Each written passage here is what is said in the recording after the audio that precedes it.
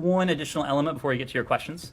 Today, in concert with the United Kingdom, the United States is imposing additional costs on the Russian Federation on the 1-year anniversary of the poisoning of Russian opposition figure Alexei Navalny, which of course was used with a Novichok nerve agent. Together with our allies, we condemn the August 2020 attempt on Alexei Navalny and subsequent actions intended to stop his efforts to hold the Russian government accountable, including his imprisonment in January of this year.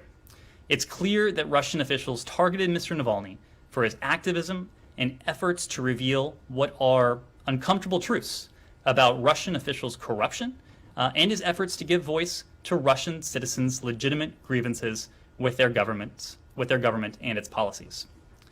Our actions today, which were exercised by the U.S. Departments of State, Treasury, Justice, and Commerce, send a clear signal that there will be no impunity for the use of chemical weapons, including for the individuals and the organizations involved in this case.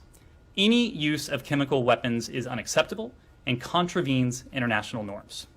The United States calls upon Russia to comply with its obligations under the Chemical Weapons Convention.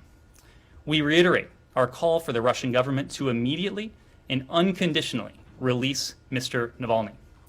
The department also submitted a report to Congress today pursuant to the Protecting Europe's Energy Security Act of 2019, or PISA, as we call it, to continue to address Nord Stream 2.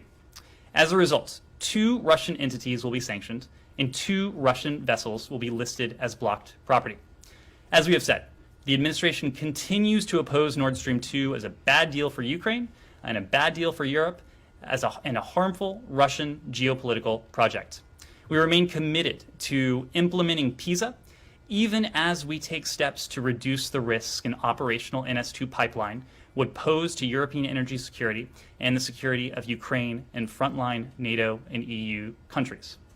With today's action, the administration has now sanctioned 7 persons and identified 16 of their vessels as blocked property pursuant to PISA in connection with this Nord Stream 2 project.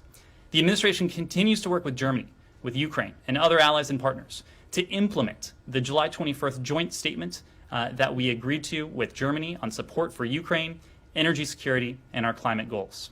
Today's actions send a clear signal to Russia that the United States is united in our commitment to impose costs on Russia for its aggression and malign activities, and to support a more secure and sustainable energy future for Ukraine and our partners in Europe.